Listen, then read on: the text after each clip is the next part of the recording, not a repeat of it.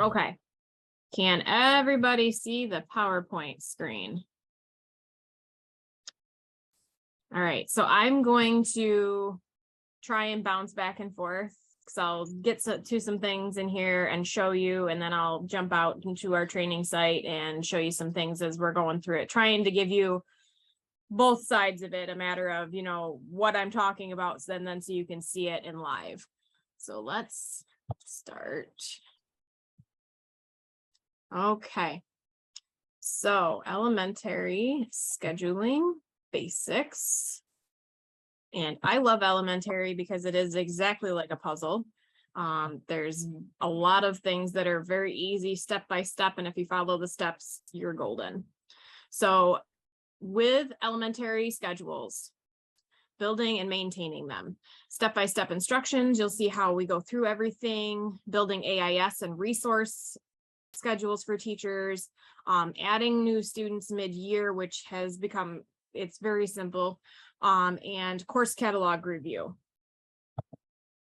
So as I said, just like a puzzle, your homeroom is tied to your team, your students are in your homeroom, your teacher is tied to your homeroom, and they all go together into your schedule, and that's what pulls it all together. So each year, it's a good thing to go in and verify your faculty and make sure that they have the correct records, grade level, homeroom assignments, and building levels assigned. I know some districts have multiple elementaries. Some have the same grades in them, some have different. And sometimes I know teachers they might jump from building to building. So you just have to make sure that your teachers are attached to the right building so they can get in and see their classes. If you go to faculty, just pick your building, view a list. It's very simple. And then you can sort by homeroom. So homerooms are something that is very important and something that often gets overlooked. Everybody just assumes that, hey, our homerooms were good. And if you have any changes, depending on how you name your homerooms, if they are named just for the room and teachers are switching rooms, you may have to go and change them. If your rooms are named for the teacher and the grade, they may not have to be changed as often. Unless your teacher's changing grades. I have gotten some districts to go to just using teachers' last names. And that's a much simpler way of doing it. Or they use last name and room, but every time they change rooms, we have to change the room number attached to the room. So you can come in here, you can click room, and it will sort by room number. And that way you can tell, hey, this one needs to be updated, or this one needs to be removed. You know, you've had a teacher that's left, we need to remove the room from them. And so it's very simple. Once you're into the faculty information, you just click the edit at the top of the page. And if you don't happen to have the rights to do this, you can give us a call and we can help you with it. I know some districts have the rights to change the room numbers, some don't. So you go ahead, you click the edit paper at the top, and then it'll come over and it'll give you these drop downs. And this is where you make sure that the building is correct. If the building's not correct, talk to your principal or project manager. We can get a form and they can get changed. Or if there's somebody in your district that has the ability to fix them, go ahead and have them do it. You go ahead and pick from the drop down. You can pick the room. If you don't see the room you need, go ahead and contact us at the RIC. You can contact any of us, just give us a call and say, hey, I need a room number and I don't see it. And we can just go ahead and add the new room in for you. Am I going too fast? Do I have any questions? I'm going to take the silence as a good thing. Okay. So next we'll move on to teaming, and this is where your rooms come into play. If your teacher is attached to the correct room, they get attached to the correct team, everything is all good. So in teaming, we've started trying to get schools to use a new type of teaming for special education. Previously, it was you had to do a lot of legwork for special education classrooms with multi-grade levels. And it's actually pretty simple.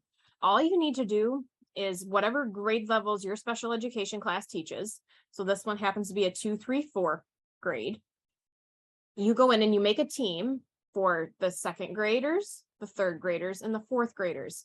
And each team, as you get in there, corresponds to the correct grade level. So let me go ahead and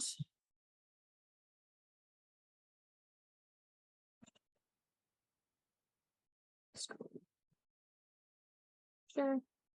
Okay, can everybody see my home screen? I'm going to go to scheduling, teaming maintenance, and we're going to go to my building I've been using. And you need to make sure that you select the correct year. And then we're going to go to our teams. And I just wanted to show you, so if you jump into this team right here, it has second grade. I know previously they had done, if you had a special education classroom, you would add the grades down here, but it was a lot of legwork when it came to scheduling. And this just makes it so much simpler, because when you get to your master schedule, you would add 2 onto all of your second grade courses that need it, 3 onto all of your third grade courses that need it, and 4 onto all of the fourth grade courses that need it. And then the students will automatically get the schedules they need. It's much simpler than having to go and schedule them manually. Katie, can I just jump in quick? Yep, go ahead. So with that special education scheduling, as Katie just described it, it does require you to build a section for each of those teams. So you need to have like art, PE, music, all of those specials need to have a second grade section, a third grade section, and a fourth grade section, second to 2 Creel, third to 3 Creel, etc. They're all going to be assigned to the same homeroom. So the teacher gets one homeroom list with all of those students. However, for classes, they're going to see a grade level specific class for each of the specials, which means multiple classes. However, I can assure you, your special education teachers are used to that by now. No matter how we schedule it, they get multiple sections. So they are aware and they do understand why that is. The only thing to keep in mind with this is that if at the beginning of the year, Creel was a 2, 3, 4 grade level, and then in the mid-year, they sneak a first grader in there, you don't have classes for that first grader. So you have to come in here and build a 1 Creel with the first grade and the homeroom and recreate the classes for first grade for that teacher for everything. Okay, so that's all I wanted to add. Nope, that's good. And also, I do know there are some special instances of some districts who have students who aren't necessarily in a special ed classroom and they get pulled for certain things. Now that's a different circumstance. And for those, you may have to do some manual scheduling. If they see a regular homeroom teacher and say they're pulled out and Creel teaches them ELA, then they're going to stay with their regular homeroom teacher and have that team. And you're just going to have to go in and swap out their regular ELA for an ELA with Creel. So that's a special circumstance. And if that's something you do and you're confused on it, we're happy to help. You just have to make sure you have the right sections and the right grades for these kids. Does that sound good, Anne? Okay, so let's see if my slideshow will pick up where I left off. Nope. Okay, so next, when you're working in your master schedule, you're going to do scheduling, master schedule, and up at the top, there's a main. Make sure you're on the main tab, and you will click the edit button as long as your schedule is already imported. So what you need to know is you need to know the department that your courses are under. Some elementaries are subject-based. They have their ELA under ELA, their math under math. It's a rare occasion that some do, but it happens. Some are based by building. Some will say, you know, it's this building or that building, and you'll have to go to the department and scroll down till you find the building. And some just have elementary subjects courses, and it's all dependent on the district. Then you come over to your course drop down, and this is where you will go find the courses that you need to make your changes. The period of none is usually what is used in elementary. I do know there are some that have period-based courses, and that's perfectly okay. Generally, we just leave it as none, which is considered supplemental. The important thing to look at when you first get into your master is your semesters and cycle days. Cycle days are not as big a thing with the core classes such as math, ELA, science, social studies. Generally, they attend those every single day. What you do have to watch for is your specials, your art, your music, your media classes. Those are where you're going to have to make some changes. And as you can see in this schedule, a lot of these are grayed out, which means there are students in those sections. So if we needed to change those sections, we're going to have to do a couple of things. We're either going to have to build a new one and swap the kids into it, or if it's early enough in the year, we might be able to do a move course section, but that's something you have to catch very early. But I do know that it happens. People get scheduling, something happens, they get a new student, and if your teams are in your schedule and your registrar puts a new student in and they add a homeroom to them, then it will end up putting them into their courses, and it will grade them out so you cannot make the changes. So that's why it's important to look at that. And that's usually, if you've got your specials nailed down, I would start with your specials. Make sure it's with the corresponding correct teachers. And so here's the other thing is you can leave your teams off. If you are concerned that students might end up in homerooms, or you want to put them in homerooms, you can leave your teams out of the schedule. And if they are left out of the schedule, then you lower the risk of students being scheduled accidentally. It happens every year. I have people call me in a panic because their things are grayed out and they can't change the cycle days. It happens. It's not a big deal. We can work with it. But you can do one of three things when you start your scheduling process. You can start by not touching your master and just putting your kids in homerooms. Don't touch the master, don't import it, don't do anything with it. If it's already imported, you can't start with homerooms unless you leave your teams out of the schedule. If you leave the teams out, you can put the kids in homerooms at any time. And then when you're absolutely positive that your schedule is all set and good, go ahead and add your teams. Or my way to do it is I wait as long as you can, as long as your schedule is set to go, you can wait till the very end, make sure everything is good to go, and then put your students in homerooms. That way you can leave the teams in there. And as soon as you put them in their homerooms, they get scheduled.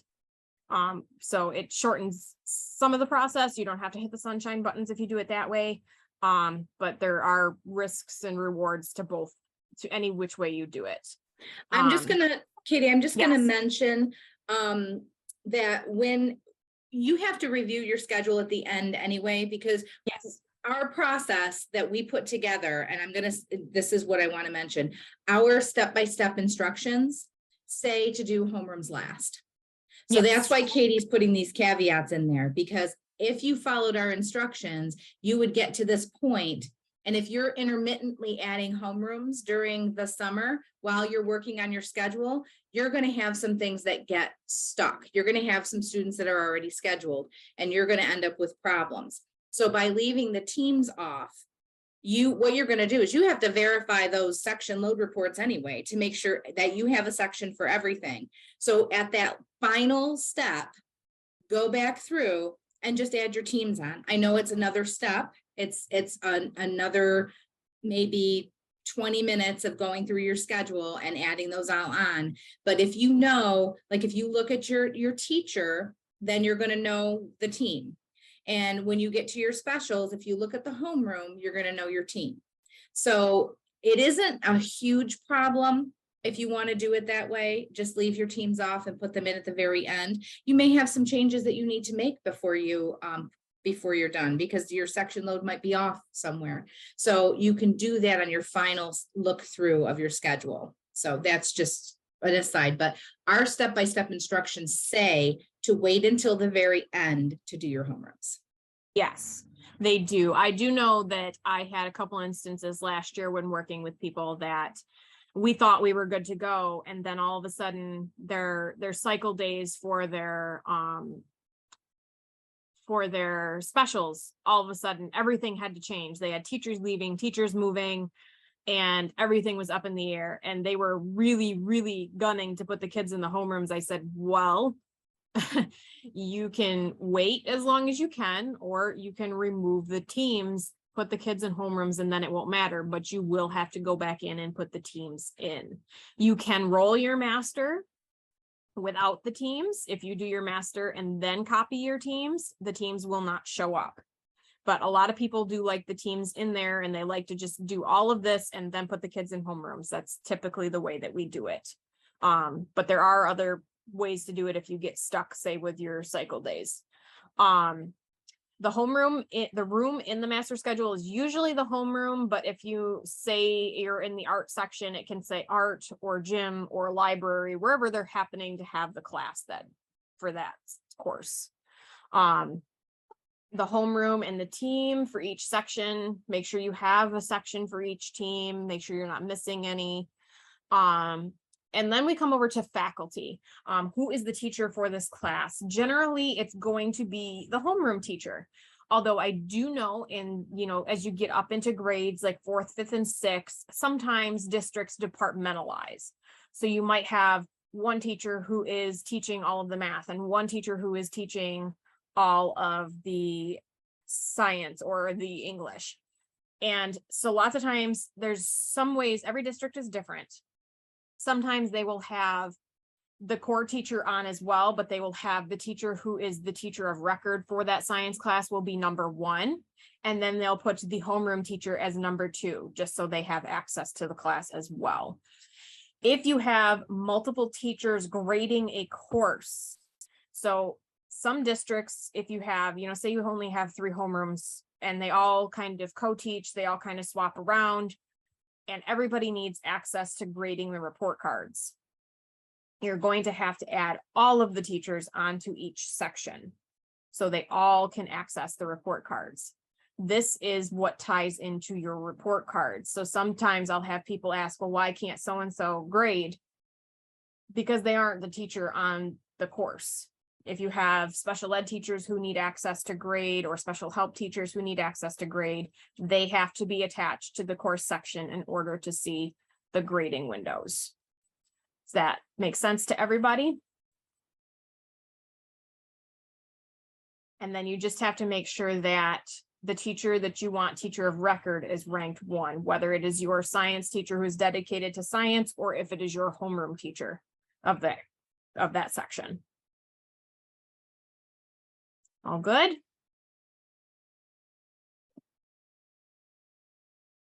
Okay, so as we said, going over the section load report. So when you go over your section load before your students are in, you should see zeros. There should be no students in your classes. But I usually have people pull this up before the kids go in. I have them print it. Some people yell at me, it's wasting paper. I like to have people print it, to take a highlighter to it, go through this page by page, line by line, and make sure your cycle days correct, your semesters are correct, your team is, if your teams are in there, make sure your team is correct. If your faculty is in there, make sure the faculty is correct, the room, just go line by line, look at everything, make sure that it is good to go. I usually have them do this at least one time, like print it out and look at it really well before we put the students into the sections. And to get to that, you're going to go to your scheduling master schedule. And up at the top, you're going to see the tabs, main, master schedule builder, student schedule builder. And then you want the reports. And under reports, make sure that you have the right year and the right building. Because if you're in the wrong year and building, it's not going to help you. And then you're going to go down to your section load report, pull it up, and just go over it as many times as you think you need to. Like I said, you highlight your changes, go to your master schedule, make the changes, check the changes off as you make them, and just go from there. And just make sure you have enough sections as well. If you have, say you need another special ed section for first grade, then you have to make sure you go in there and add that section. Okay.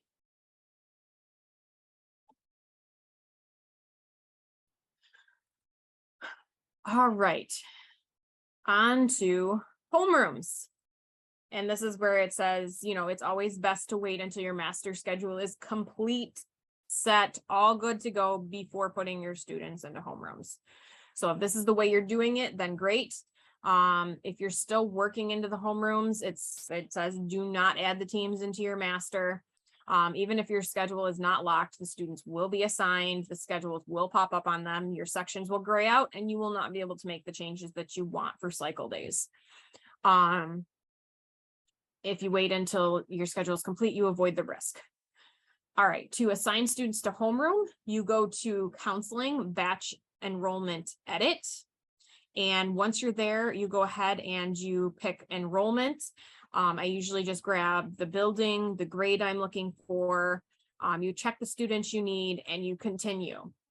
I have found, depending on the size of your district, this may help you, it may not.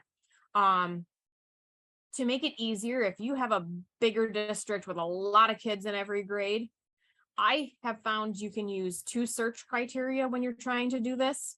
You can use enrollment and homeroom. So after you get your first batch of students done, next time around, you can go do enrollment and pick a search criteria of homeroom as well and set the homeroom to none. That way it only brings up the students who have no homeroom and you don't have to sort through all the kids who are already in one.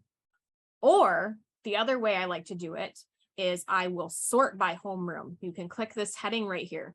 You can click homeroom and it'll either put the homeroom students to the bottom or the top. If it puts them to the top, click it again. It'll put all the students in a homeroom to the bottom. And then you're only looking through the top bunch of students which have no homeroom. And it makes it just easier. You don't have to, it just makes less things you have to sort through. Katie, I just want to mention yes. with the multiple search criteria, yes. you can make that a saved search. Yes. And then you can use it from year to year. Just yep. call it students with no homeroom. Yeah. And then what you would do is if you save it to this year, you're going to have it saved with 23, 24 as the year that you're searching for students with no homeroom.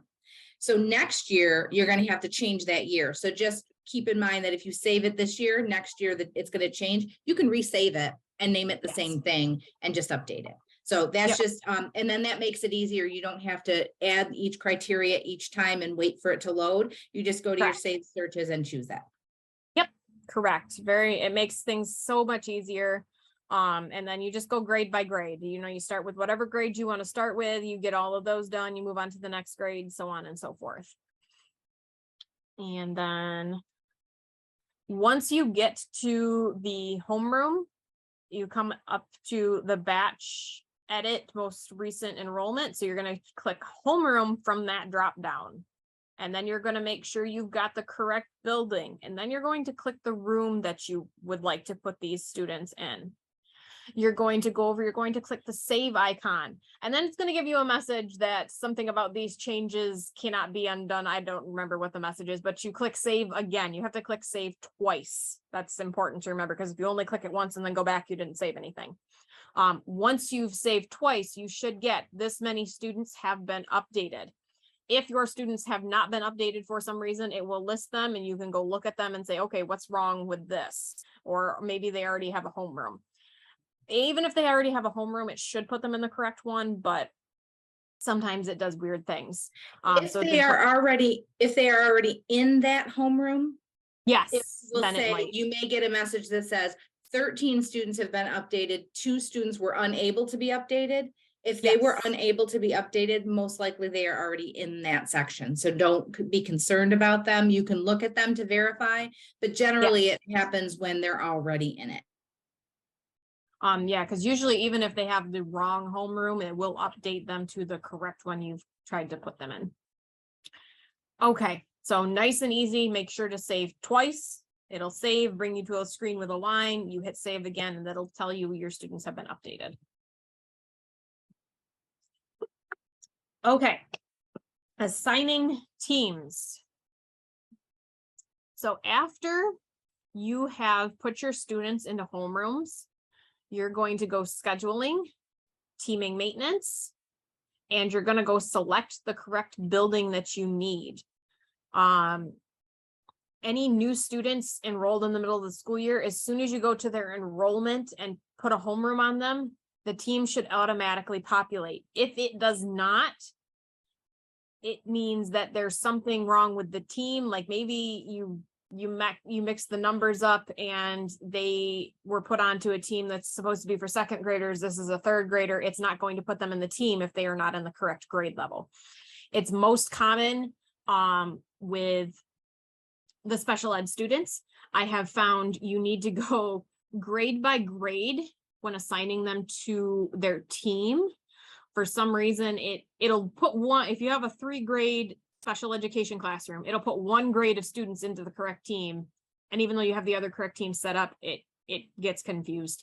So then you just grab the kids that are, you know, the 3rd grade, and then they'll pop right into the team. Then you grab the 4th grade and then they pop right into the team. Because I've had that happen a couple of times.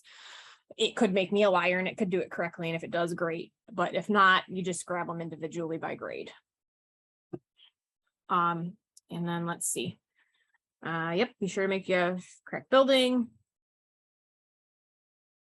Okay, so here at the top, you'll see building, school year, make sure it's the right school year. You're going to go to student assignment.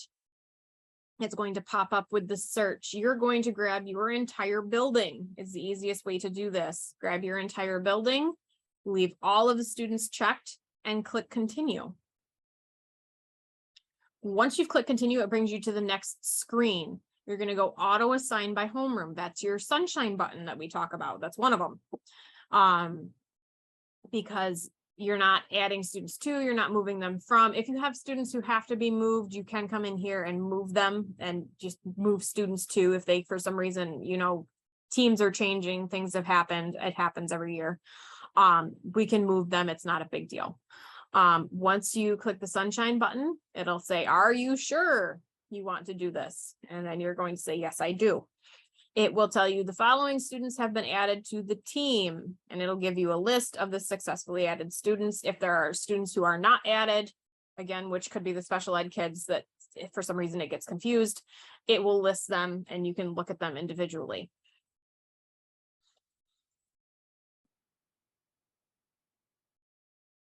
At this point, you are ready to lock your master schedule and auto assign your students by homeroom. This is the second sunshine button that we talk about. And we suggest you review your section load report just, you know, one more time. I always ask people when they call me to hit the sunshine button, I say, are you sure? Have you reviewed everything? And I'm not trying to be nitpicky. I just want to make sure everything's good so we don't have any problems once we click it. So once your schedule is set, you should see the student builder and the schedule builder disappear at the top, and you'll just be left with your main and your reports and your editor. We go ahead, you go to scheduling, master schedule, make sure you're on the main tab, you lock, click the sunshine button, and your students should automatically get scheduled. Go ahead and go to your reports once you have done this and pull up your section load one more time and just make sure that everything looks good. There's no empty sections. There's no sections that have like an ungodly amount of students that somehow got double scheduled.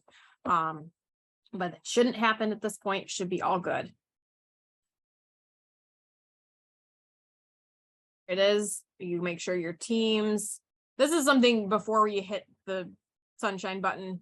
I'd make sure your teams are correct and your totals are correct. If you do homerooms last, as soon as you put the students in the homeroom, they're going to get their courses. So before you lock and you hit the sunshine button just to double check, you can come in here and make sure that everything is all set. It'll tell you that the auto assign is complete.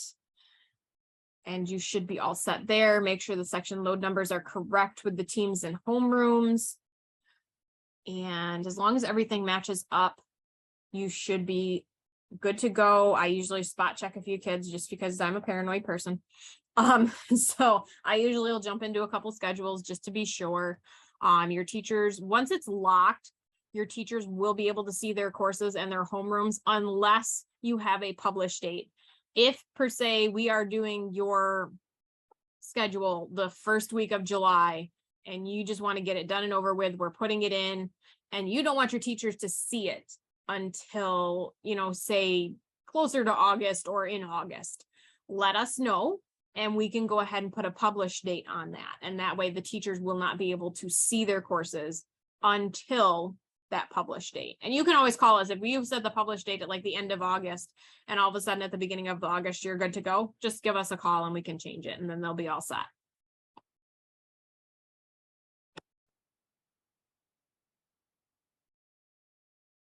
Once the schedule is locked, here's the published date. If you're ready for your teachers to see it, you do not need to set a published date. If you want them to see it, you don't need to set one. Once you have students who are entering the district, you go ahead and give them a homeroom. It will automatically populate their classes. So you can give them their homeroom, you jump to their schedule, and here you'll see their schedule already populated.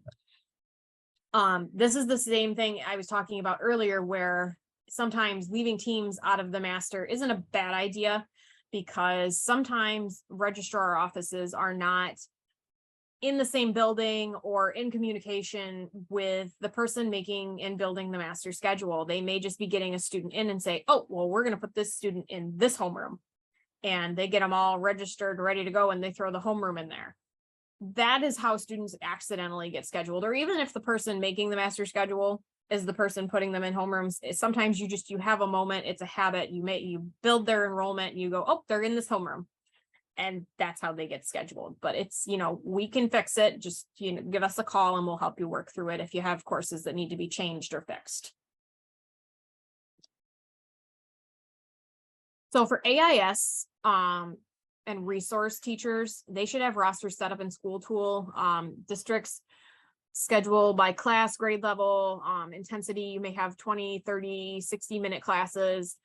Each teacher is responsible for providing their list of students to the person who is creating them in Schooltool. Schooltool has become the main point of access in many other programs, and rosters are exported and uploaded to other platforms from Schooltool on an ongoing basis. So it's good to have them in there and in the correct sections, and all of their information is in there.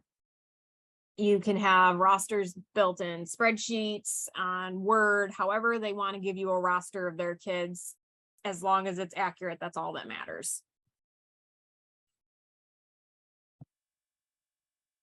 So to build AIS sections, usually this is something that doesn't necessarily get worked on until possibly September. It depends on the district. You get into the school year and now oh, Jimmy needs extra reading help, or Jane needs extra math help. And so they're going to be put into AIS reading or AIS math.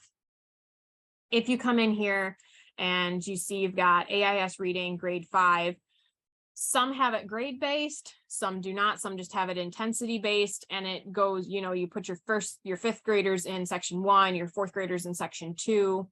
It just depends on how you want to set it up.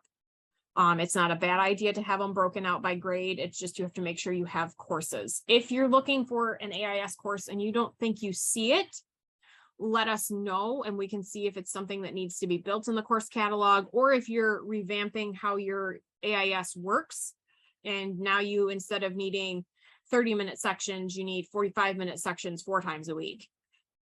We can go ahead and work that out and build the course for you. Once the course is in there, you can go ahead, come in, click the green plus to add the sections. You can add as many sections as you need. You can check whatever days you need, and you don't have to have a room. You can have the AIS teacher's room in there. There will be no team attached to AIS because not every student gets AIS. That's something I try to tell people, if you get to band and chorus, if not every student has it, it does not need a team attached, because then it's just going to cause problems. Katie, I want to just jump in on Yep. this, just a little something that I feel that we need to mention here Yep. is that a lot of these classes, the reading classes, the resource classes, the AIS math classes, they are often in districts attached to outside rostering services such as STAR, Yes. keyboarding without tears, different things like that. So if that is the case in your district, you may end up getting messages from your data person or the building tech or something like that regarding how that maybe a class isn't exporting or the wrong teacher's getting exported and different things like that. It's not necessarily something that you did. It's something in the course catalog or on the section that is being exported to those softwares that maybe you're not aware of how they do it. And it in each district is different on how they export the information, what teacher pulls out, what students pull out, which classes they pull, and different things like that. So if we end up with these issues, you would want to contact the RIC. And us at the RIC can contact somebody else that I'll tell the RIC people about, and we can work together on finding out what we need to do to get it to work properly. I know that we just did a big overhaul in Whitesboro about this because they had a lot of these outside rostering services, and none of the secretaries were doing anything wrong. It was just a matter of which courses are being pulled. There were too many being pulled, so we had to pare it down. We had to make sure that everybody was doing it the same way. And again, it's not something that you may have done wrong or that you are doing wrong. It has to do with these rostering services. And because Schooltool is the hub of it all, Schooltool is your student management system. So anything that goes into these other systems, they want it to come out of Schooltool because it's the most accurate software. So again, if they're asking you to start scheduling something that you're not used to scheduling or it's not working properly, just please contact us as early as you find out, because we can work it out and then let you know what the issue is so that it will be done correctly in the future. So don't feel that it's oh my God, they're telling me I did something wrong. You might not have done anything wrong. It just might need to be tweaked. Okay. Yes. That's my caveat on that. Yes, because there are currently, everybody's getting all these different rostering services. So there are a lot that are pulling. And as Ann said, if you've got any issues, if something's not coming up correctly, just give us a call and we'll work out what's going on and we'll get it fixed. Okay, so that's, and do they need to be graded for AIS? Does it need to be marked graded in the course? It depends on the district. Generally, they don't grade it. It's not something that goes on a report card. But if they want to be able to build a grade book, then it needs to be marked as graded. But generally in the course catalog, you'll mark it as pass fail or 0 to 100 or whatever, and exclude it from the report cards and the progress reports. So generally it's done through the course catalog. So in here, if you don't want to even see a grade book, we would uncheck this. But if a teacher might want to use grade book for, just tracking purposes, having something to show a student or a parent or anything like that, then they would need to have it marked graded. But either way doesn't matter. All right, so to the next. Okay, for scheduling changes. Students moving from one teacher to another, how does this change happen? So it's pretty simple. All you really have to do, I mean, sometimes it gets a little bit more complicated if you have a special ed student. You have to make sure that you put them in the team and change their homeroom. But if you have just a regular student who is changing homerooms, all you have to do is change the homeroom on their enrollment. So you can go counseling or census and then go to their student tab where their enrollment is. You would click edit and you choose their new homeroom from the drop down. Once you save it, you can look up top. It should say the new homeroom, the team, the teacher. If for some reason you do that and it didn't update up top, sometimes if you get out of the student and go back in, I was the just stuff gonna up say, top, updates. I was just gonna yes. say, Katie, go to, once you've done that, click on the schedule tab that's there. Mhm. And then verify that the change was made, because sometimes the homeroom will update and the changes don't go through. Again, Yes. mostly with special ed students, but just Yep. make sure that the changes are made. And by Yep. going off of that screen to another screen, that should update the top if it's not. It And should, there is a yes. delay occasionally. Sometimes you might have to, as Katie said, go off the student and come back. Yeah, so if you make the change, even if you make the change and you jump to your schedule and it hasn't changed yet, I would still even give it a minute, get out of the student, go search them again and then look. And if it still hasn't made a change, then try again. Sometimes you have to homeroom, change it from homeroom. I put it to no homeroom, gives it like a clean slate, and then I put them in a new homeroom. But it's not very often. I think once I've had it glitch, but usually once you change the homeroom to the new homeroom, their classes update, everything's good. It's very simple, so much, easier than I know it had been in the past, where sometimes it would double up their courses, it would do weird things.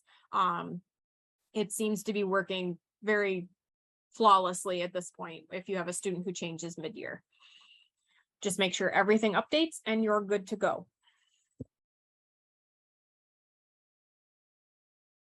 Thank you. Okay. If you need to add AIS classes, if you have a bunch of students who are going into an AIS class, you can do it in batch. Or if you have, you have certain kids, you're getting started, you're putting students in the AIS classes as you go.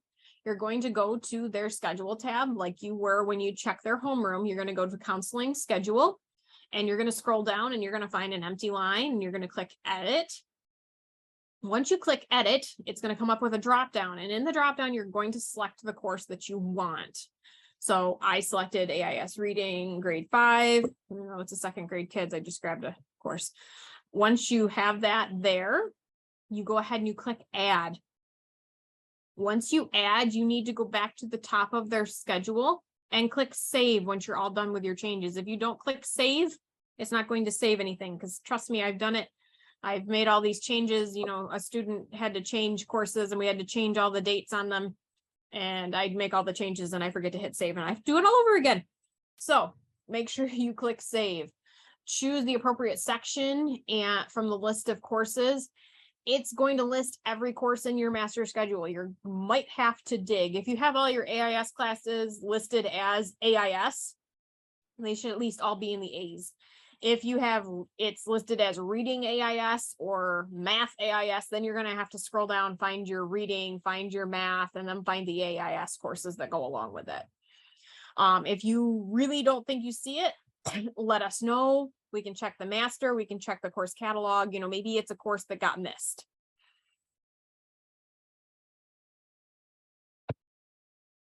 Katie, can we just pause for a moment before we move Yep. on here? Does anybody up to this point have any questions? I don't see anything in chat. And I know that it's hard sometimes to want to speak up and ask your questions, but at this point, can we just pause and see if anybody does have any questions? I mean, please feel free to ask anything. There are no stupid questions, and that is an absolute truth. I know some people say, oh yeah, there's stupid questions. There really isn't in this case. So please, if you have a question, we're just going to pause for a moment. If there's no questions, Katie will just move on, but I just want to give you the opportunity to unmute and ask your question if you have one.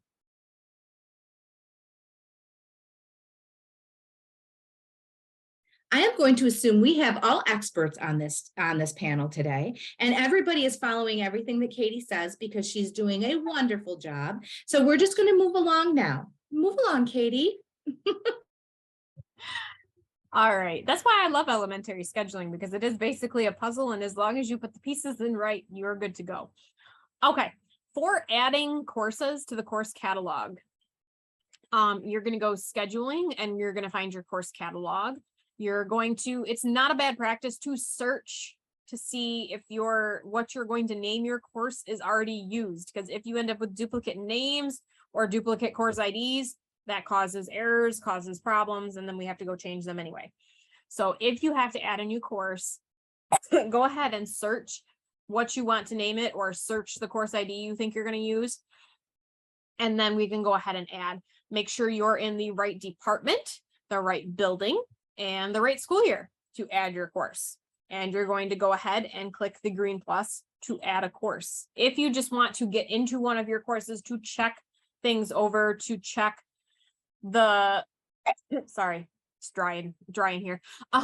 Check, your yearly details, you can go ahead and click the blue arrow and it'll take you into that class, and you can go through it and make sure that everything is good to go.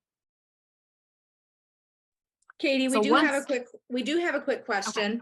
Okay. We have a question that says if they are not currently scheduling AIS classes, do they need to change that process and start scheduling their AIS classes?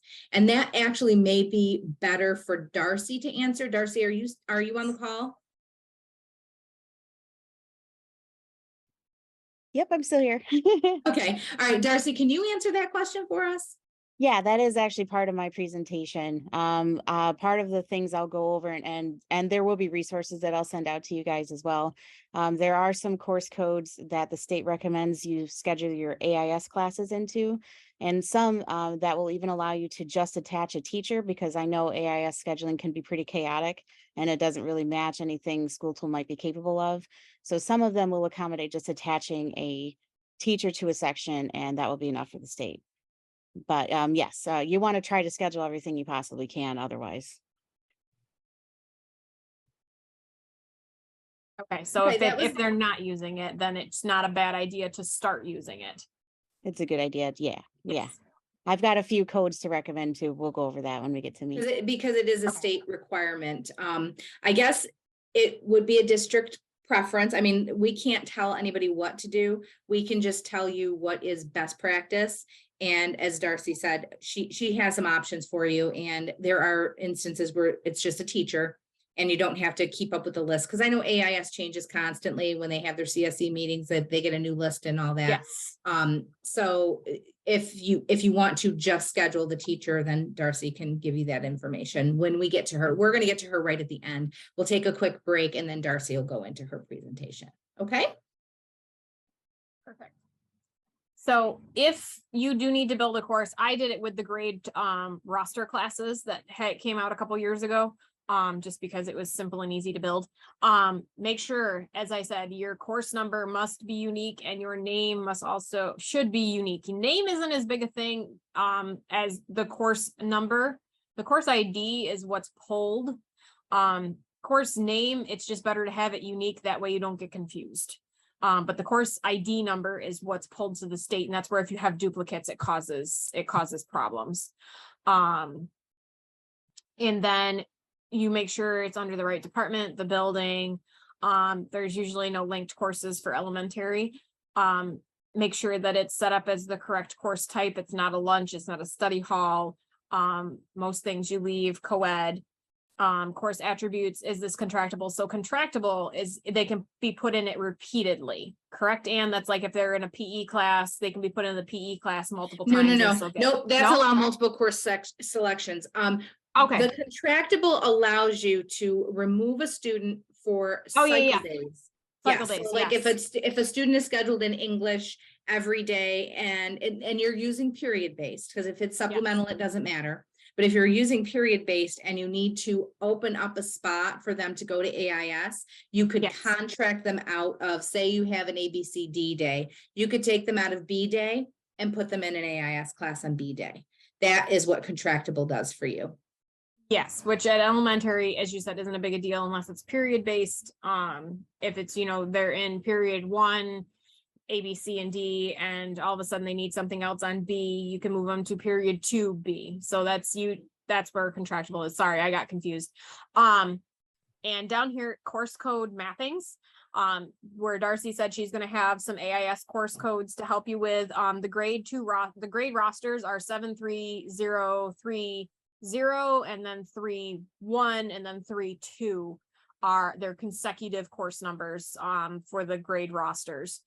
As far as subjects are mainly for report card and tying subjects to descriptor report cards. science would be tied to science, health would be tied to health. Grade 2 roster does not need to be tied to anything, correct? They don't have to be tied to something. Not unless they're using it as a rostering service course. For And then they might yes. need to be like the local assessment iReady, they might need that or something of that nature. But again, that's one of those situations where if you run into it, give us a call. We'll check with our resource and go forward from there. So that's, building a new course, it can seem kind of scary, but if you're not sure on course code mappings, just give us a call and we can help you figure out which one you might need. They can also be mapped in maintenance, export, and state course code mappings. Before Katie goes off the screen, just one more thing about the course number and course name. The instances where you may find duplicate course numbers is if you've inactivated a course in a previous year, and then you reuse that number, and then now you're reactivating that same course, and it had the same number, and you're bringing it back now. Now you have two courses with the same number. You're going to have to recreate one of them because the numbers matter. Like Katie said, the numbers what pulls to the reports that are in Schooltool. So if you have two courses with the same course number, what can happen, it doesn't always, but what can happen is, say you're looking at your section load report and those two courses have the same number, it may show 40 students when you only have 20 in one and 20 in the other, but it may show 40 students being scheduled into that course because it has the same number as another one. It can also show teachers teaching outside their certification if it's if it's a band course and you have a regular course. An English, something like that. It'll throw all sorts of errors. And Schooltool will prompt you. It will not allow you to save it if it's a duplicate within the current year. However, again, when you're reactivating an old course, if it was a reused number, then you're going to have an issue. Yes, and as Darcy put in the chat, do not exceed 12 characters on the course ID number. That causes lots of problems. Short and sweet. And I used to say in the past, it's okay to reuse a number. If you inactivate this course, you can reuse that number this year because you're inactivating the old one and you're creating a new one. That was always my index. Always said, oh, you can reuse numbers, but I don't suggest it going forward. No, just because we've seen too many instances of that happening where you had a course 2 years ago, maybe it was an AIS course 2 years ago. You're no longer using that one because you changed the name of it. So you created a new course with that same number because it was the same class to you, but now you're going to reactivate that other one and use it for something else. Now you have two courses with the same number. So that's where we run into our problems. So just going forward, don't reuse a number. Yes. Okay. Come on. There we go. Okay, slide that over. Okay, so also in the course catalog, you have your yearly information. So this is the stuff that you can change year to year. Once you build a course, anything that is not yearly information should not be changed. Anything above yearly information should not be changed once it's built. I know there are special instances of things that get changed, but normally we say do not change things. Down at the bottom, you have to make sure that your grading type is correct. So for most of elementaries, it's going to be included on descriptor report cards. I do know that there are some elementaries that are going, like I have one elementary I know that goes as low as 4th grade and they're using a traditional. So we had to go in and change their grading type, their report card type on their course, which is where you select which type of grading you're going to use, pass, fail, 0 to 100. Marking period and GPA credit, those should be 0 unless it's a traditional report card. But as generally elementaries are descriptors. The transcript and the GPA credit, those boxes do not need to be checked at the elementary level. Honor roll is something, depends on the district and what you use for honor roll. Some people don't include PE, some people don't include specials. That depends on the district, but if you want it included in honor roll, you can leave that checked. If you are adding your yearly information for the first time, once you get to the year, there'll be a green plus. You can add it. It'll come up. You can select everything you need. And once you're done, make sure to go all the way back up to the top and click save. Did I miss anything, Anne? Good. Transcript and GPA, that's usually something you don't need unless like 7th grade and up for Spanish classes, or if they have an advanced class. You might Yeah, have 6th grade. actually 7th grade, you most likely aren't going to see anything. And No, not unless it's advanced. So at the elementary level, K6 or pre-K6 even, those should all just be unchecked. If you leave them checked, it shouldn't affect anything for their transcript, but just as a best practice, deselect them. Yes. Because there are instances where a transcript might be wrong. And if it was a traditional course, like a 6th grade traditional course, and you had include and there was a grade in there, it could affect their running GPA. So just for best practice, uncheck them. Just we'll do it every time, and then it just makes it habit to get them out of there. If you have a course that you want to inactivate, say you rolled your course catalog and you've decided you're not using something anymore, come down to your yearly details, uncheck active and save. That way it will be an inactive course. If there's already stuff attached to it, you have a teacher in the master schedule attached to it and all this stuff, the teacher will see it and they'll get very confused. We have to reactivate the course, go in, unattach everything in the master schedule, come back and inactivate it. But if you just call those ghost sections, those are ghost sections, because you will not see them. Nope. And the teacher will swear that they have them, and you will swear that they don't exist. So just ask them what course it is, ask them the course number, search that course number in your catalog, and you'll notice that it's inactive. And then you just go back in, activate it again, delete what's there, and then re-inactivate it. Yes, it does happen. It doesn't happen a lot, but it does happen that, you know, people decide to change things, you know, after they've got their master schedule going, but not the end of the world. And if you you have concerns or get confused, just give us a call and we can figure it out for you. Oh, I forgot to change your name. Look at that, Anne. That's okay. I've been talking anyway. So I thank you. Katie thanks you. At this point, we've been going for about an hour now. What do we say we take about, I don't know, maybe a 10-minute break in case anybody needs to run to the restroom or answer an email or something. So we can take a 10-minute break. We'll come back at 10:10, and then Darcy's going to go ahead and give us a great presentation on some data stuff, some really important stuff. So please, if you're able to stay on, please stay on for that portion. But we will take a 10-minute break. I know I personally have to use the ladies' room, so somebody else might have to as well. I just drank a whole coffee, so it's my turn. So we're going to put it on pause for 10 minutes, and then we will start back again at 10:10. So everybody take a quick break, and we'll see you again in 10 minutes.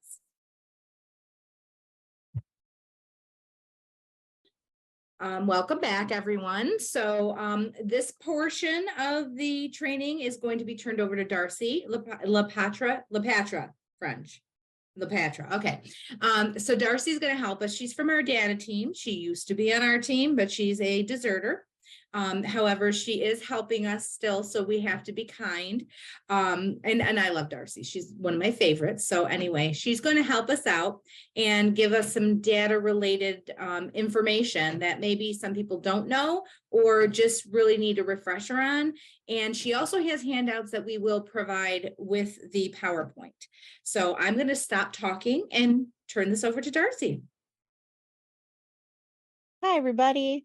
Yeah, most people call me a hybrid because I work just as much on Schooltool as I do on data. And you'd be surprised at how much data that you impact just by building a master schedule or modifying it. So and we don't always go over these things with everybody. So I figured it might be a good time to start to go over some of that. So let me see if I can get my screen start to share. Okay, I'm just going to start to share my desktop. That should work.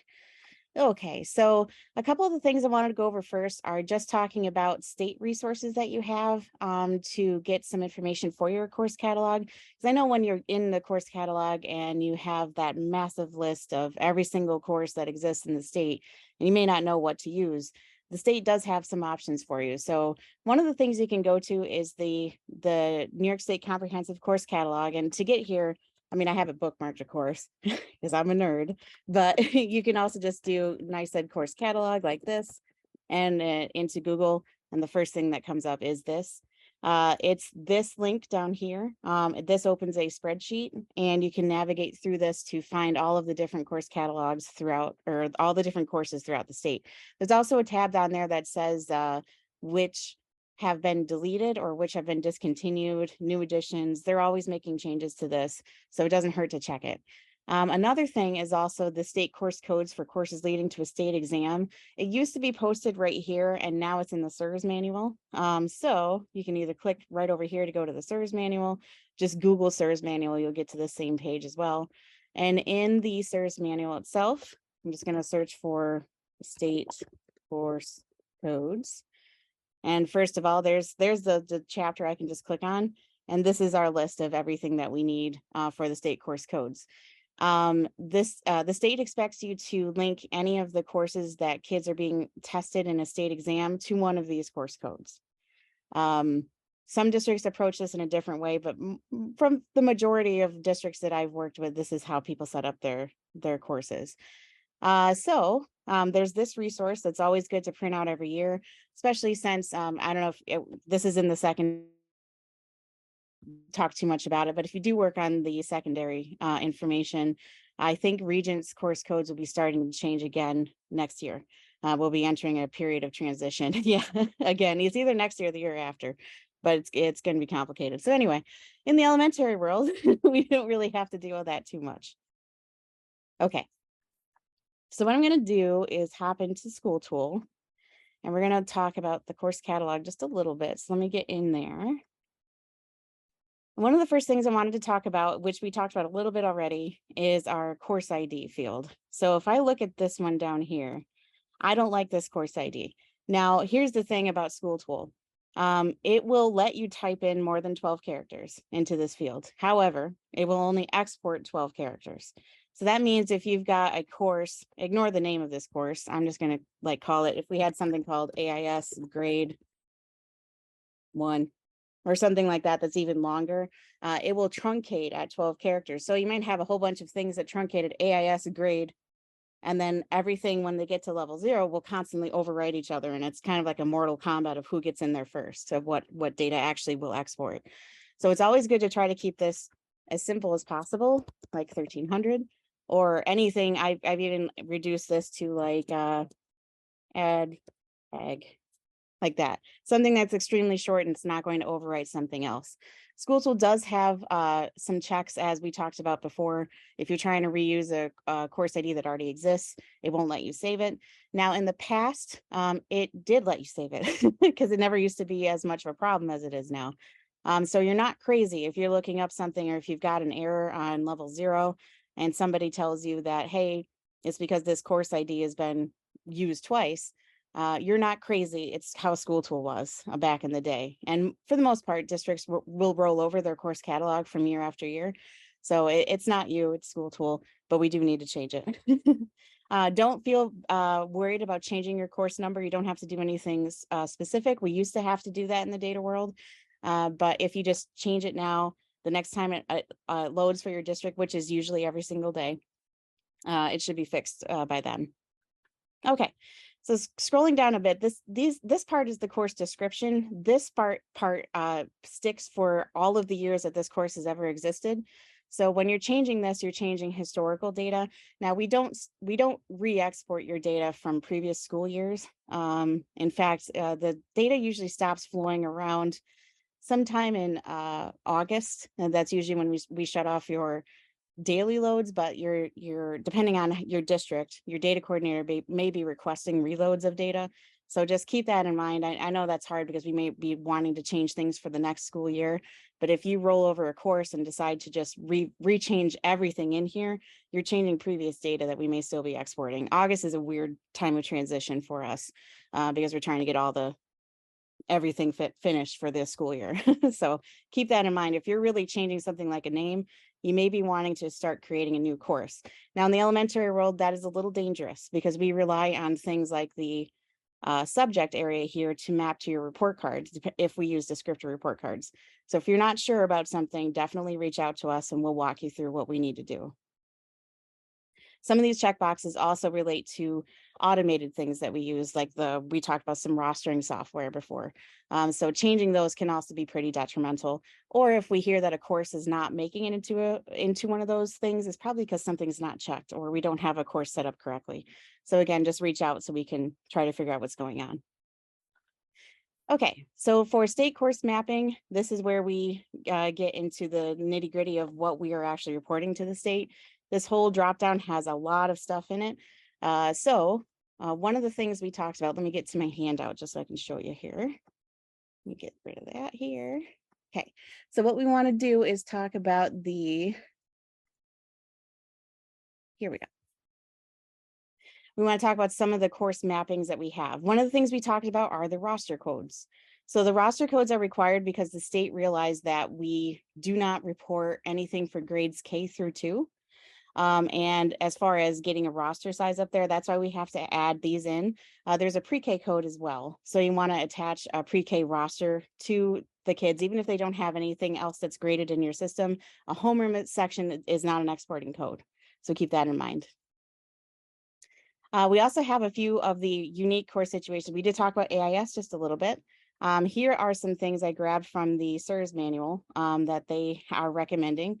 And you see this little dot next to all of these. That means that we don't have courses that require a roster when a service is provided in some sort of mode where you just cannot schedule. It just does not work or defies all laws of time that Schooltool operates in. So you can just attach a teacher to this, make sure that they're set to export, and then they should be good. We also have a few other things here. I did not grab everything. There are some specials that you can select in here. So there are, like, if you have some sort of situation where it's like a bilingual or a special class that's self-contained and you want to report a self-contained special PE course, there are codes for that. It's very specific on certifications, so I didn't put them there, but there are options in the SIRS manual. Reach out to Data Readiness if you need some more help with that. We can walk you through that too. Library is something else that's also required to export. A new code has just been released. This is as of a few days ago, where you have somebody managing a library at a prior to secondary level, but they are a teacher and not a librarian. So we want to attach this code. This one does require a roster to be tied to it, though. Librarians that have a certification in library media specialists do not require that. Okay, so this is one of the handouts that I've prepared for you guys. Are there any questions on this? I know this is a lot. Actually, Darcy, I do. Sure. Can you repeat the whole library thing? Yeah, so this isn't really new. It's new within the last couple years. Library is required to be a course that exports now. So Right. what you want to do, if the person who manages the library is somebody who's certified as a librarian, then what we want to do is make sure that we connect the person to a roster. Now, they don't necessarily need to be attached to kids in there. Some districts do already have that. They have the librarian submit like a descriptor grade or some other grade that they're responsible for. For example, this library media specialist code, by the way, this is not specific to just elementary. It's also for secondary. So for one of the districts I work with, I just set up a course called High School Librarian, tied this code to it, and then attached the librarian to it, just explained, hey, this is just a course that has to exist because we have to report you that way. The library manager elementary is a brand new code as of a few days ago. Because we do have quite a few situations, especially at the elementary level, where people are not reporting because, or they are attached to the library, but they are not certified as a librarian. So they might be like an English teacher that manages the library. Those are the ones that get this special code to say that they're a library manager, but not a librarian. Does that make any sense? Yeah, thank you. Sure. One other thing, when we talked about the different state tested course codes, Those, we usually call that mapping courses based on common branch. So we're talking like there's a grade 4 writing course, and then there's a grade 4 reading course. So you don't want to attach both. If you have grade 4 reading and writing broken down into 2 different courses or course areas, you don't want to report grade 4 reading on both of those courses, or the state tested grade 4 ELA code on both of those. Now, I know that the course catalog is a lot to look through, so we do have some reports that you can request to see if you are over or under reporting common branch or roster codes if you're missing any of these that are required from the state level. Just ask us for a report that we can run for you. Data readiness can get that for you. And it's all about your common branch and your roster codes. Okay. So let me hop back into Schooltool here. One other thing I wanted to bring your attention to is this section here called course minutes. Now, course minutes are no longer collected by the state. However, there are teachers who do like to record their course minutes for different things. So you want to make sure that if you do want that on there, you want to put that value into this area. So in this is technically a secondary course, so ignore this right now, but so we have use period calculations on this, but you could say override with X amount of minutes. This data does not go to the state, but teachers may use it for many reasons, so it may be important to them. Okay. All right, so moving on, I'm going to go into the master schedule. And here we go. So I'm going to start looking at, let me just move a couple of Zoom things around. There we go. Attaching somebody to the master schedule in the way that we recommend you do it. Now, just like everything else in Schooltool, there are a million ways to do things. However, I do think it's a little bit easier if we approach it from one way versus another. So in this database, my name is Nathan Jones. So we're going to start attaching me as a teacher of record to this course. So I'm going to do this first, and I'm going to click the faculty history button. And you'll notice that the first thing that happens, the Schooltool is date driven. So this shouldn't be a surprise to anyone really. But on 3/7 here, because today is 3/7, it always pops in with a start date of that. In my scenario, I want to backdate me so it looks like I've been teaching since the start of the year. So what I'm going to do is just make this blank. If I make this blank, Schooltool knows to grab information from your calendar and your school year configuration, and it knows when your start date is, and it also knows when your end date is. So unless I have to populate that with anything, I can just leave it blank. And in my scenario, I can do that right now. Every single course that exports to the state requires somebody at rank 1. Now, it's easy to accidentally get this mixed up, especially if there's a lot of teachers that switched ownership of the course, because we do have that throughout the school year sometimes. So what you want to do is just make sure that somebody is at rank 1 before you leave this area, and make sure that somebody is being included in the export too. Now, some courses do not export to the state. You'll know this better than anybody. Sometimes we have a course set up just to track, let's say, an after school activity or something like that. In that case, you might want to come in here and click the edit button and uncheck this. Okay, so incidental teaching assignments. So incidental teaching is a scenario where you may not have a certified teacher in that subject to teach a course, but you do have somebody on your teacher roster that can teach the course. Incidental teachers are allowed to teach up to a certain amount of hours and a certain amount of sections each year. And it must be approved by BOCES. So you'd have to reach out to your BOCES to get approval on this. There's a form that must be filled out. And then when BOCES approves, you check this box. And the reason why this box is important is because it will no longer show a teacher as teaching out of certification because BOCES has approved them. So that is what incidental teaching means. Be careful checking that box because it does have implications at the data or at state data level.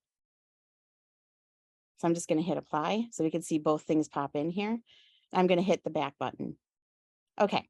So now from this area of the master schedule, I can see that Nathan Jones is attached to export, what their rank is, and the incidental teaching assignment is on that person. It tells you that right here. That's what this little breakdown means. And there are boxes that you can check. I'm just going to hit save before I go on.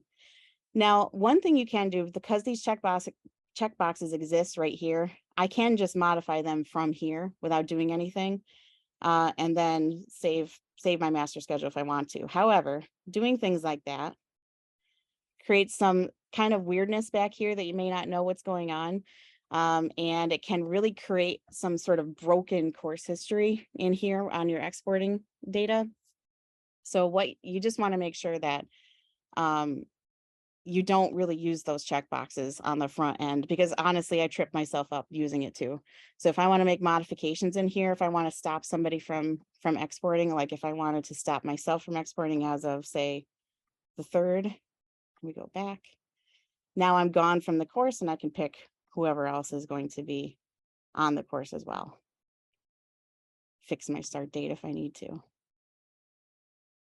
That's how we recommend that you change this data, just because coming in here and seeing like a whole list of things that are broken and sometimes do cause data errors depending on the rank that they held. And if there's a period of time where somebody's not exporting at rank 1, can be really messy.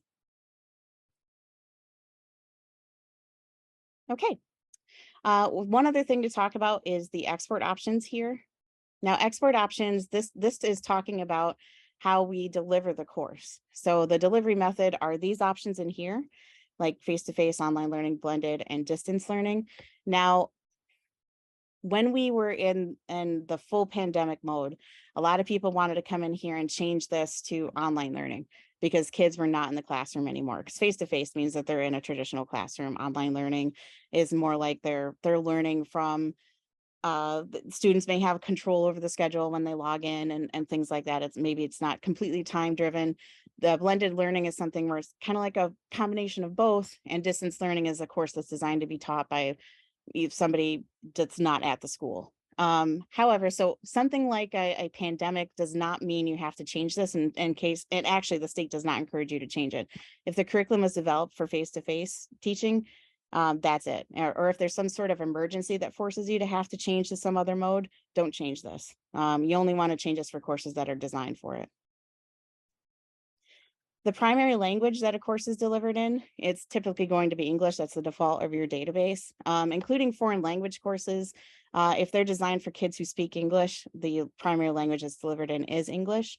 Now, if it's a bilingual course, you may want to change this to, if like it's an ENL course and they're teaching Spanish or Portuguese or something like that, you can change this to another language. There's also this handy button that will apply this to all sections. So if you had a whole bunch of sections, it will just apply that all the way down, which is pretty nice.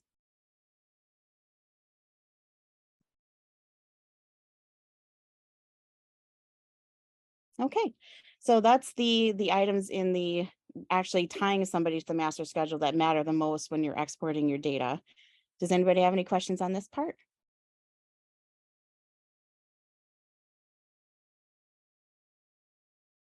Okay, great.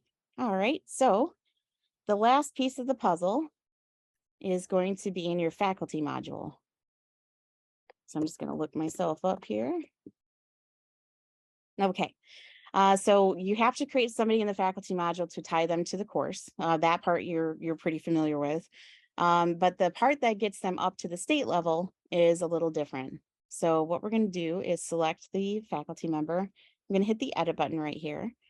And now we're going to go down to this part right here. The universal faculty ID should contain the teach ID that the person's certification.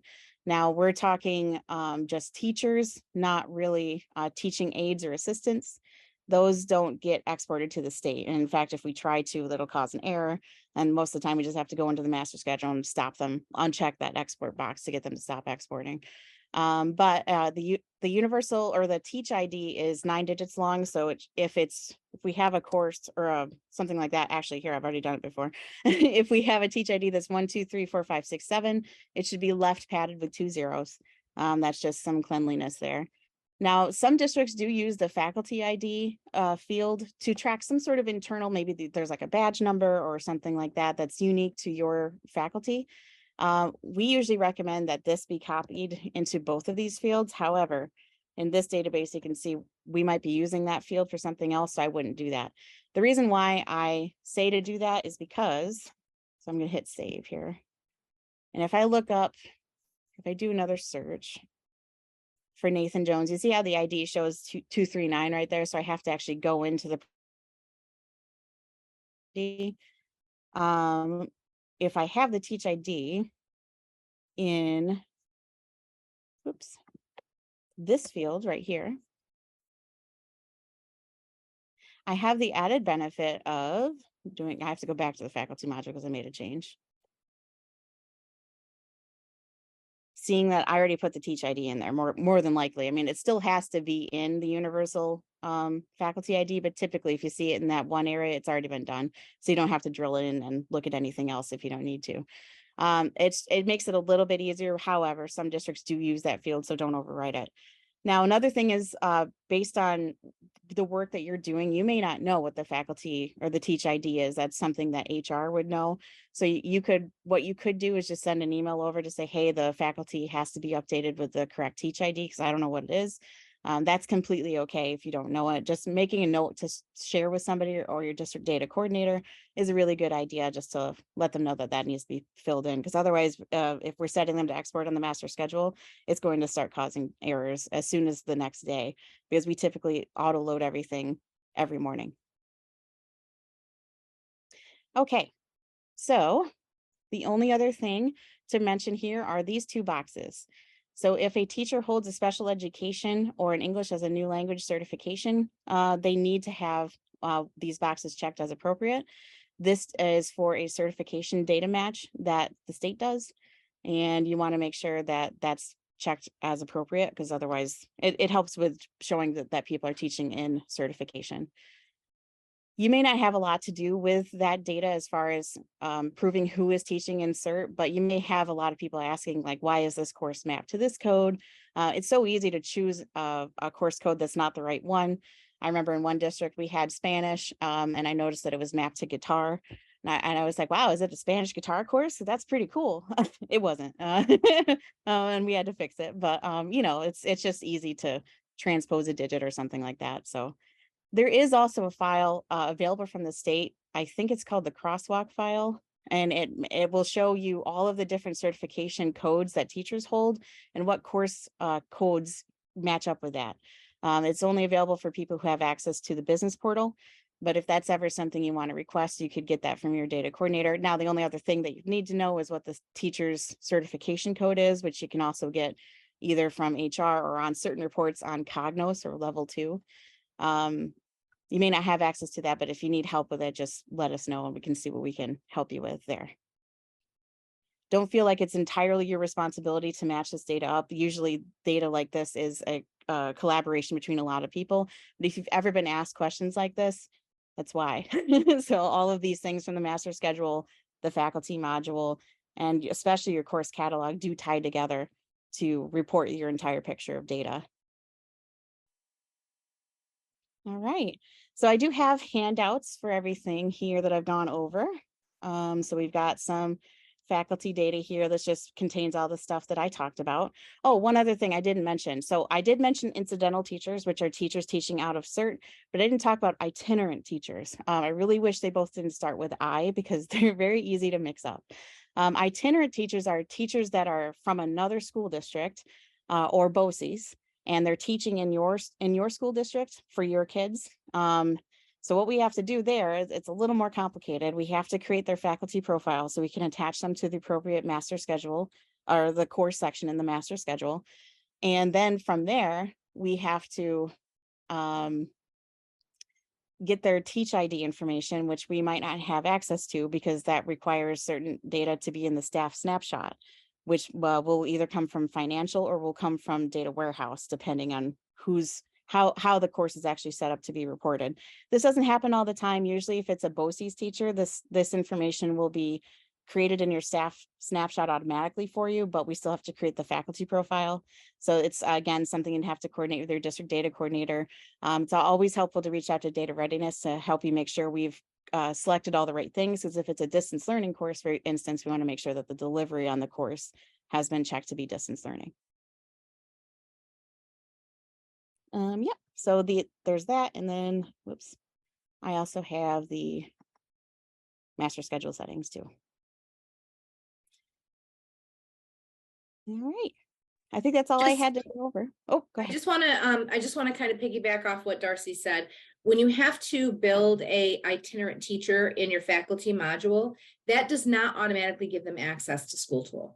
So if that teacher also needs to be able to get into Schooltool to grade that student, then you would need to have a form that was signed by your district project, your Schooltool district project coordinator, or a specific person within your district that signs that form that gives them permission to access Schooltool. And then there's a separate step we have to take. So just building a faculty member in Schooltool does not automatically gain access for that person. So Right. that's just something to keep in mind.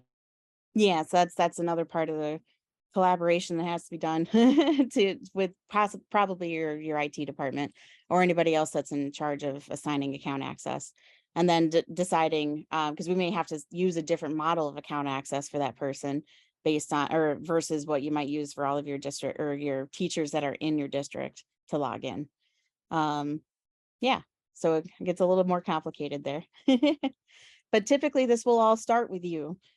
So because you'll know that you have to create a specific course or get a course mapped a certain way, because maybe you know that you may know the curriculum better than somebody else does. So if somebody is showing us out of cert, maybe it's because they're not certified to teach that course. We need to get an incidental form filed with BOCES.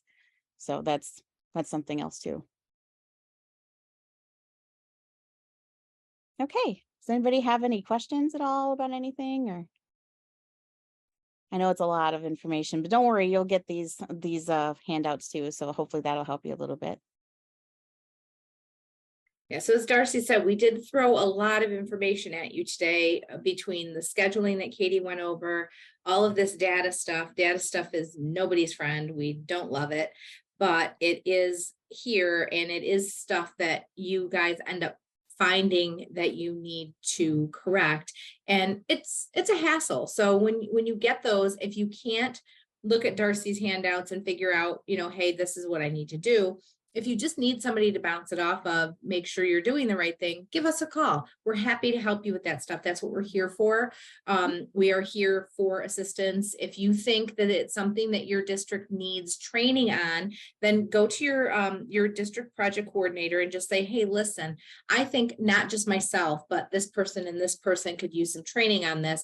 They can coordinate a training with us. It'll probably be a Zoom session unless it needs in person, and then we can find somebody for that.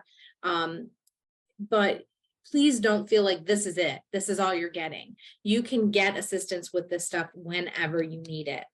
However, I do want to open it up to questions. Does anybody have questions relating to anything we went over, or even anything Schooltool in general? We have some time left over from the time that we scheduled here. So please, if you have any questions at all that myself, Katie, or Darcy can help with. I believe there's some other Schooltool members on the team. I know Marie's on here. I believe Mike is on, and Stephanie Gillette as well. So if anybody has questions, one of us should be able to help you. And if you have the question, somebody else might have it too. So please feel free to speak up. So I'm going to stop talking and I'm going to open it up. And I would love it if somebody had a question, but if you don't, we'll let you go and you can get time back in your day. But if you do, please feel free to bring it up. Anybody? Michelle, you've got to have a question. Come on. Throw us a bone here. Honestly, I don't. This was one of the best presentations. It had so much great stuff. I mean, especially Darcy's stuff. I mean, Yes. I look back at all that stuff. And of course, some of you don't know, I used to work for the RIC. So a lot of this stuff to me is, I know this stuff, but I just try to keep up to date. But I mean, the one thing I didn't know, Darcy, is that in the back end, you can click that button to change while you're in the back end, either yes or no there. Oh yeah. The Yeah. history, yeah. That. So Yeah, I you usually add everything in the front end and then go into the back because we have at Indian River, we have so many long-term subs that I'm adding, taking off. Number one, number two, you're not allowed. You're going to number three. Right. It happens all the time. And And then that all of can a sudden- happen, all those extra, that can create extra Yeah. records. So if you just add your teacher, then hit the history and fix it there, then yeah, you're not adding all those extra Oh, records. yeah, and sometimes it puts the teacher on 4 times. Yes, It does. It yes. Have to can. delete it. I mean, and that can be accurate. They can come Right. back and then Yep. leave again and then come back. So they could be accurate that they need those 4 records, but generally it's not. Generally it's they were here, they left. And so you add your new teacher, then you go to the history, and then you, you add the new teacher, delete the old teacher, then go to your history and fix dates as necessary and Mhm. make sure that that second teacher is number 1. And you would leave the first one as number 1 because they were number 1 during that time. Then your new one is number 1 now. So the other thing is, K through 8, I noticed that you guys are unchecking the stuff, so that in the course catalog, so I should Yes. really go back and look at that stuff and uncheck them. Or No, no? you don't have to go back to anything in the past. I'm saying going forward, make Okay. sure that you deselect them. Generally, it's the 7th and 8th grade, the middle school classes that could create issues Okay, if they're checked. But your K5, generally they don't include anything that's descriptor based. So those probably aren't going to affect it anyway. okay, It's just, I'm saying best practice, deselect them. If they're not a high school class, deselect them. An 8th grade class that gets credit on a transcript, that would be appropriate to keep those checked. But you at an elementary level, there shouldn't be any. So Awesome. just deselect and make it best practice going forward. Again, if you happen to be in the course catalog and one is checked, while you're in there, deselect them and save All it. So, right. I mean, if you see it, but I wouldn't say make it a work in progress to go back and change them all. That could be Yeah. a lot. Yes, yes. for Indian River, yeah. Yeah. Yep. That's all I Yeah. could think of. Thank But, you all so much. I really appreciate your time. It's good You're seeing new welcome. faces and everything. And everybody knows my face is not in New York anymore, correct? Yes, I just My found face that out now today. resides in Alaska. So just didn't in know case you were in anybody was looking Alaska. for if anybody was looking for an on-site training, you will not get it from me. But we maybe for can some set up. additional billing, and I'm just kidding. I'm kidding. That's not a thing. Yeah, you will be charged for airfare and accommodations. No, We can come but visit you. Yeah, Yeah. exactly. I have a spare room. Invitation's open. So if you need on-site, what we can do is we can collaborate. Any of the North people, Stephanie could possibly be on site, and then I could zoom in for the technical kind of questions, and Stephanie can help out. Or if it's here in, up in our districts down and the South, Southeast, whatever we are, our districts, we can set up, maybe Katie can go out, or Mike, or one of our Rick personnel down here can go out, and then I can zoom in for, again, technical types questions. But Katie can handle elementary on her own. So, the others can do it as well. I don't want you to think that you wouldn't get the same service, but if they have questions, they would probably check with Katie, myself, Stephanie. She's very good at elementary scheduling as well. So, you will still get on site if you need it. Just, it won't be me. But I am available. I am available anytime. Call me. We could do Zoom sessions, anything that you need. It'll actually make me available more often because I won't have the travel time. So, there is that too. So there's always a silver lining to every dark cloud. And even with Zoom, you can share your screens back and forth. You Absolutely. can see everything. I think Zoom works pretty well for all We've of had some this. sessions already. Marie and I have done some sessions for Utica where I have been on Zoom and she has been on site. So, it gives that on-site person in case you need that, hands-on stuff, but it also gives you the technical stuff that maybe that person that's on site may not have all of the answers. So you get your second set of answers from your Zoom session. So yeah, it works. Believe me, it's been working really well. So, please feel free to still contact me anytime. When we send out the presentation information, we'll put Katie's contact information and my contact information on that. So you'll have two like specific contact people, but you can contact the RIC as well. You'll get just as much good service from them as you would from either one of us. All right. Any other questions? Remember, this is the time. You have us a captive audience right now. With regarding all the data stuff too, don't feel like you are totally responsible for that data, or that there's going to be a test later or anything like that. It changes all the time. So if you're looking for more help with anything like that, I mean, feel free to reach out to me, Data Readiness. Often I'll get sent their tickets from Data Readiness just to talk about, what this is the situation, what do I do? And most of the time too, especially with the districts I work with on data, I'm always saying we need to talk to the people who built the master schedule, because I need to know who is teaching and why it's set up this way, because there's a reason why it's set up this way. Little things like that. But knowing those course codes that don't have to have a roster attached, some of that I didn't even know. So, that's really nice to just be able to attach a teacher and still report accurate data. But this data is referenced for all sorts of things. Not so much at the elementary do we use it to order rosters, but it is used for different data reporting for across years to see who was attached to grade 3 ELA, for instance. It drives certain reports that you may not know exist, but that admin look at, for instance. So things like that. But yeah, if you think you want any help reviewing your schedule or your course catalog or anything like that, just reach out. Don't worry about it. Don't stress too much. We've got a lot of time if something needs to be fixed. That is definitely, I want to say, the biggest thing that we would like you to take away from any of these trainings is that you're not alone. You do not have to do it on your own. If you are the person who takes care of that data and you can't remember where to start, call us. We'll walk through it with you. That's what we're here for. We love to help you. So never feel that you can't call, and don't stress on it for like 2 days and then say, well, I guess I'm just going to call the RIC. Just call us when you have the question. We will answer it, get you started. Sometimes it's just that initial prompt you need, and then you're like, oh, you're off to the races because you got it now.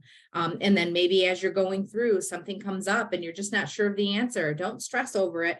Call us. We'll help you walk through that question and get you the answer.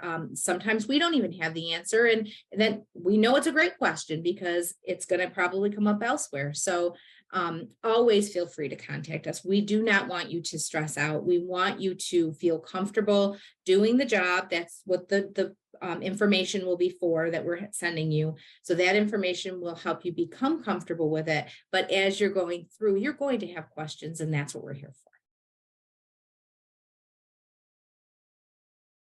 And again, it doesn't have to be scheduling related. Feel free to contact us with any questions that you have, whether it's data driven, it's a census question, creating a record, anything of that nature. That's, again, what we're here for, and we want to help you. So please never think that you're bothering us, or that, oh, I've got to try to figure this out myself. If you're busy and you don't know the answer, call us. We'll help you through it, because we know how much you have on your plate. And sometimes just thinking about that takes away from doing something else. So reach out, call us. I mean, we're not saying we're going to do your job for you, but if you just can't remember, I can't remember. I have those moments myself. I can't remember. And I'll contact Kate. Where is this again? So don't do that. Just resources are available. Use us. And that's what we want these trainings to kind of solidify for you, that you have data, you have information, but it is not the end. We are here for you too.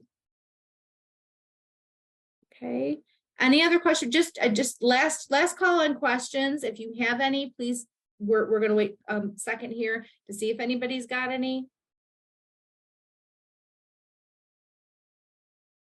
It's always great when there aren't questions, because we assume that you got everything and that the information was useful and that the information is enough at the moment. So again, when questions come up, you reach out, and for now, we're going to give you back some time in your day. We'll be done right now. All right. So everybody have a great day.